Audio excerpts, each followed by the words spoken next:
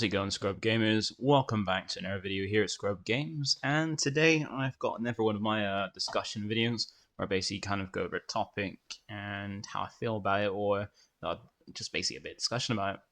And for this one, we're going into the question, and that is, will the rare bases in set 3 make an impact? Because we didn't get any in set 2, any rare bases. We did have them in set 1, and they did make quite a difference in choice at the beginning, but then they kind of dropped off near the end to only one of the rare bases really being used. And as you know, that is Energy Conversion Lab. But in the beginning, they were being used, and they were pretty good as well. Like some even still used, you still got Tarkin Tam being played. You didn't see much of Security Complex being played, and I never really saw Jedi. I saw Jedi City once be played, but outside that, never really after that. And we're going to dive into that and basically go over the new rare base in set 3 and see if they're going to make much of an impact. So don't forget to like, comment, subscribe. It keeps you updated with my videos as when they drop. And by clicking the notification bell at the end of the video, or any point in the video, you can get then alerts to when my videos do drop, so you can watch them there and then, or at a later time that suits you best. So out of the way, let's go ahead and dive in and see about these bases. So these are the rare bases. So just like in set 1, we've got never lot of rare bases, because I set 2 we didn't get any, and we just had 3 30 health bases in each of the colors. But now with set 3, we get rare bases once again. So never a lot of rare bases to try out. We've also like the old ones, they do have a different health total. Like they don't have the full 30 health like the base with no health, but then that's the whole point. They've got less health because they come with an ability you can use as well. And then normally, like with the first ones, one for set 1, so they have like a epic action which you use once a game to kind of give you a little benefit. But for these ones, they're not epic actions; they're just effects that trigger at certain points, or are just continuous effects, which is pretty interesting. So they don't, unlike the first ones, they don't take an action to kind of do. They just trigger when you meet a condition or are always live. And you can see as well, they got varying life totals as well. Like with the set 1 ones, they all had all rare bases with 25 health.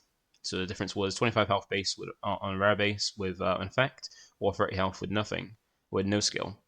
And for these ones, they got varying health. Like you got some that have the same kind of health, some have lower, some a little higher, but they don't have the 30 health, but they do have slightly less health to give a good effect. And we got one each color as well, like we did the first set. We got Pal City for blue, which is at 26 health. We got Droid Manufactory, which is 24 health in green. We got Shadow Collective Camp in red, being 25 health, just like the other rare bases.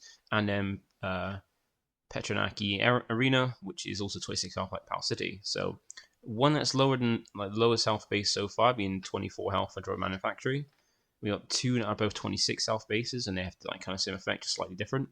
And we got a 25 health base, which is the same as the other ones, just but then a different effect. So 2 are slightly higher health, so 26 not too bad. 24 is even further making it so it's less likely to do anything. But the whole thing is like, do the effects kind of like balance out with the life totals? Because we're going to look at each different one specifically to kind of see if what they do and how it could impact, and then have like overall summary at the end. So starting from starting from like the health total, we'll go to health total rather than the colors, because like 2 of them do have the same amount of health. And we got Droid Manufactory for the first one. So this is one that has 24 health. So it's the lowest health base in the game at the moment. But its effect is when you deploy a leader, create 2 battle droid tokens. So it doesn't cost you an action. It triggers as soon as you deploy a leader and gives you 2 battle droid tokens. Now the thing with this, battle droid tokens are just 1/1 units. You get 2 of them. They come in rested as well, because unless it says otherwise, they'll come in. Anything comes in like rested or exhausted. I can't remember the terminology for Star Wars. I typically use the standard that most people use, like for magic and things like that.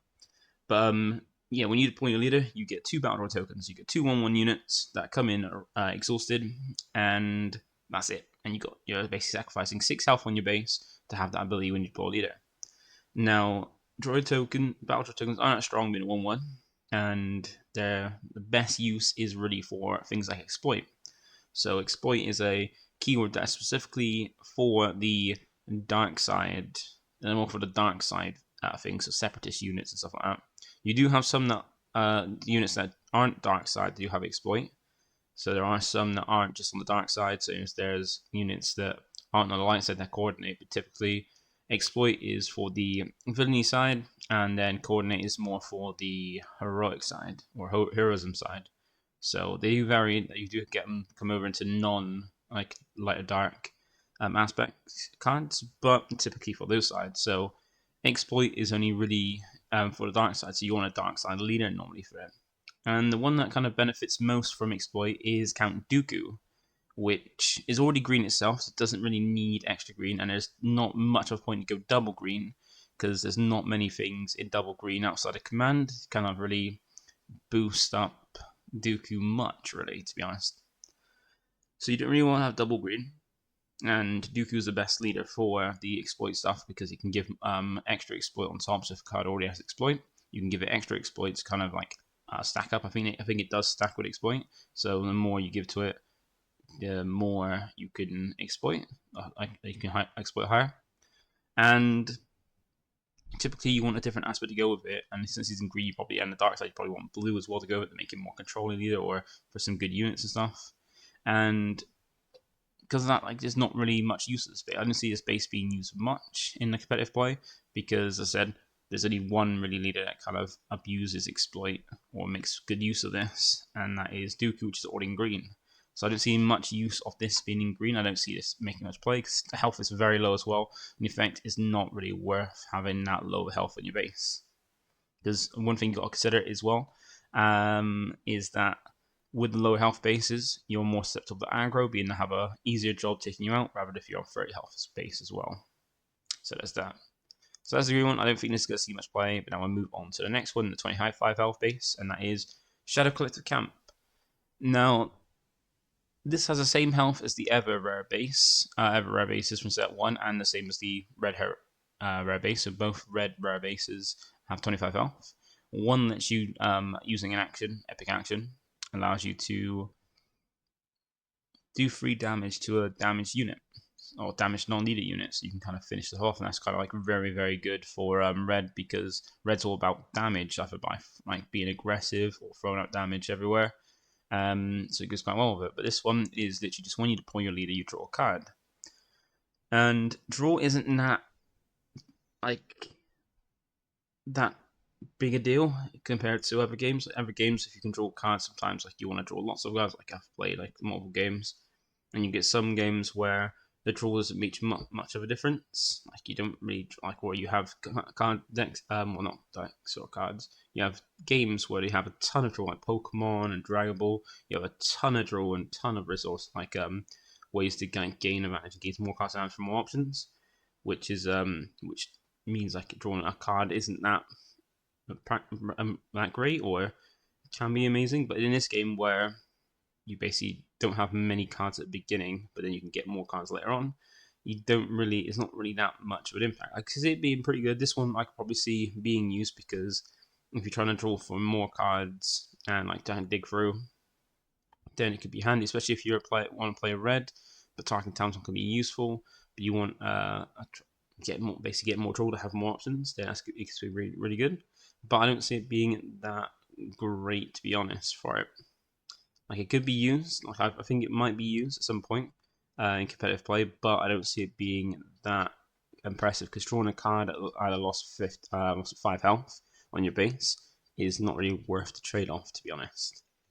So yeah, I don't see this one being used too much, but might be used in. I'm not sure what leader we could probably use it with, but it could be one that might see play. Cause same health as the previous ones, and its effect doesn't require it actually be used, and it could be handy as well. So that's that one. And then for the last 2 bases that are 26 health, we have Pal City and Petraki Arena. Now these both have 26 health, so the highest of the rare bases. So only 4 difference between it and no skillless base. And they both have similar effects, just different. They affect different stats. So Pal City, this one has the effect of each leader unit you control gets an extra 1 health, and Petraki Arena gives each leader unit you control an extra 1 power. So they both do the same, that each leader you control gets a stat boost, and it depends on which side. So if you're playing the blue one, you get more health. The yellow one, you get more power. So one is an aggressive boost and one is a defensive boost. Now this is pretty cool, but it's not too like this. These ones could make a difference depending on the stats of a leader and what leader does. Like if leaders just like one health out of being able to kind of like survive being deployed, or just needs a bit more, then Pal City could be good to kind of give you that extra health on a unit or on your leader. Whereas Petraki say arena, that should be more aggressive and have a bit more power to your units, your leaders. So if your leader's just like a little bit underpowered by like one power, this could make up for it, and then basically just give you more power to your card, especially with things like if you get a mirror matches like with Boba and stuff. If you have a Petraki State Arena, when you play your Boba, you are then a lot like you're just like a hotshot blast away from taking your opponent's Boba when they deploy, because then you're 5 health, you're like 5 power, and then hotshot blast to give you an extra 2 power and let you attack straight away to kind of just take out your opponent's leader and not worry about it too much, which is quite cool. But then if you think about Pal City as well, same situation, Boba leader mirror. If you have Pal City and your opponent is deployed first and they go to use something like surprise attack, then they're going to be 1 damage away from taking you out, whereas normally would be able to take you out because they'd normally swing for 7, which Boba normally is. But then with that 1 extra health, you survive and are able to clap back or like have time to put your armor on, things like that, which is pretty useful.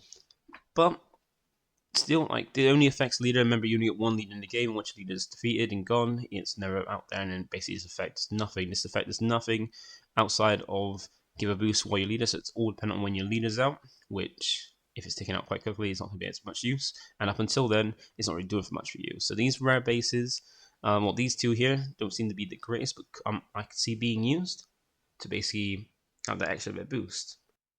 So, I'm not sure, like, that brings us to the end of the video, basically.